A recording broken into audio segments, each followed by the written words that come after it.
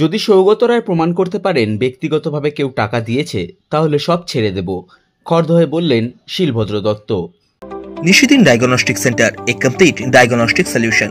আমাদের ঠিকানা 144/1 central road, Anandapuri, Barrackpore, Kolkata 122।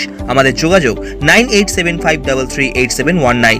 Barrackpore বিধানসভার প্রাক্তন বিধায়ক তথা দমদম লোকসভা কেন্দ্রের বিজেপি প্রার্থী শিলভদ্র দত্তের চিকিৎসার জন্য তৃণমূল কংগ্রেস সুপ্রিমো মমতা বন্দ্যোপাধ্যায় 27 লক্ষ টাকা ও তৃণমূল কংগ্রেসের কর্মীরা চাঁদা তুলে 8 লক্ষ টাকা দিয়েছিলেন, কিন্তু তিনি সেই দলের সঙ্গেই গদ্দারি করেছেন এবং বিজেপিতে চলে গিয়েছেন।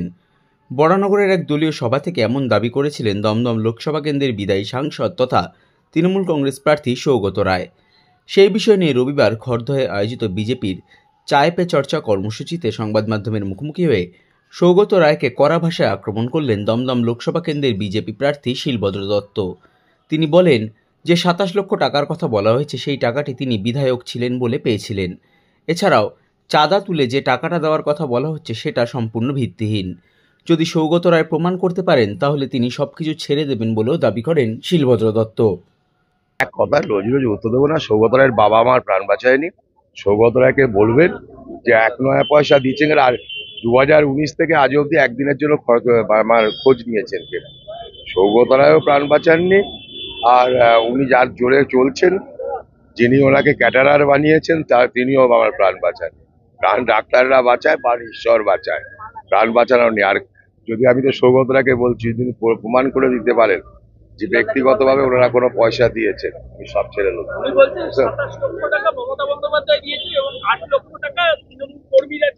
তৃণমূল কর্মীরা চাঁদা তুলে, তৃণমূল কর্মীদের তাদের নিয়ে আসুন না।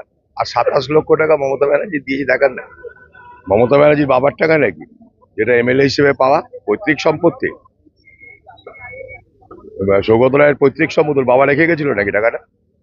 সব ছাড়ুন, সব কথাবার্তা। সৌগত রায়কে বলুন, সৌগত রায়ের যে আছে ওই আবার কি দেখলাম একটা কাগজে বেরিয়েছে, কি একটা অন্য নাম নিয়ে কি সব করেছেন সবভূমি পত্রিকায় বেরিয়েছে।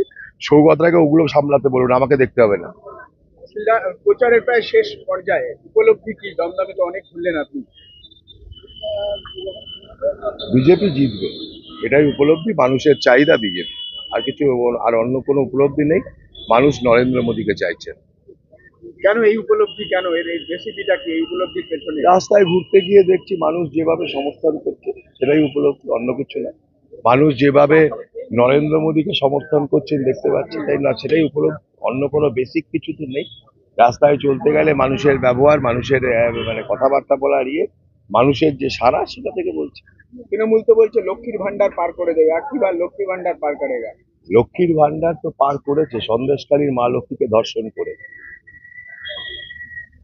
ওই কি যেন কন্যাশ্রী তো পার করেছে, হাঁসকালির মেয়েটা ধর্ষিত হবার পর মুখ্যমন্ত্রী তাকে বলেছেন তার চরিত্র নিয়ে, পার হয়েছে। বাংলার মানুষ ভিক্ষে নিয়ে থাকে না, নেয় টাকা, সরকারি টাকা নেয়, ঠিক আছে। বাংলার মানুষ ভিক্ষের ওপর ভিত্তি করে চলে না। বাংলার মানুষের মেরুদণ্ডরা সোজা আছে, তাই সন্দেশকারীর মায়েদের তারায় শাহজাহানের মতন গুন্ডাকেও ল্যাট গুটিয়ে পাড়া দিয়েছে। আমার তো ভালো লেগেছে যে মুখ্যমন্ত্রী ভয় পেয়েছে। একটা লোকসভা কেন্দ্রে 6টা সভা করছেন, মানে 7টা বিধানসভায়। আমি ওনাকে অনুরোধ করবো যে বিধানসভাটা বাকি আছে ওটাতেও যেন একটা করে দেন। কারণ কেন বাদ যাবে? সে বিধানসভার লোকেরা কি অন্যায় করেছে? কেন কামারহাটি আর পানিহাটিকে মিলে একটা হবে? পানিহাটির জন্য আলাদা হওয়া উচিত। কেন বাড়তি গুরুত্ব দিচ্ছে কেন এই জায়গা? হারবেন বলে। এবং আমি বেশি করে চাই মুখ্যমন্ত্রী 7টা কেন 14টা করুন, উনি যতবার আসবেন ততবার ভোট কমবে। মুখ্যমন্ত্রী কি ফেস ভ্যালু কমেছে? সবার মাঠগুলোকে ছোট করা হচ্ছে। ভ্যালু আছে কি?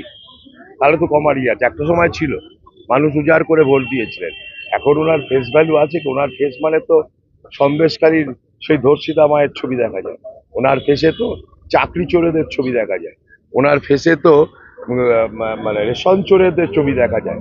ওনার ফেস তো, ওনার ফেস নেই। ওনার ফেসে বালু, ওনার ফেসে পার্থ চট্টোপাধ্যায়, ওনার ফেসে অনুব্রত, ওনার ফেসে শাহজাহানের ছবি দেখা যায়। সে ফেসের ভ্যালু থাকবে কি? আপনার সঙ্গে মূলত লড়াই কার, সুরেন চক্রবর্তী না সৌগত রায়? আমি কারোকেই মনে করছি না।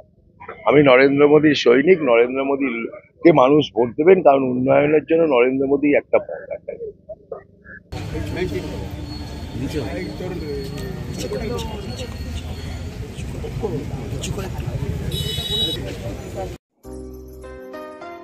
সাধ্যের মধ্যে স্বপ্নের ফ্ল্যাট খুঁজছেন?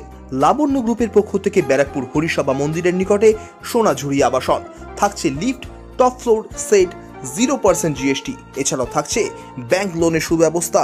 ফ্ল্যাট বুকিং চলছে। আমাদের যোগাযোগ 7278 200 456।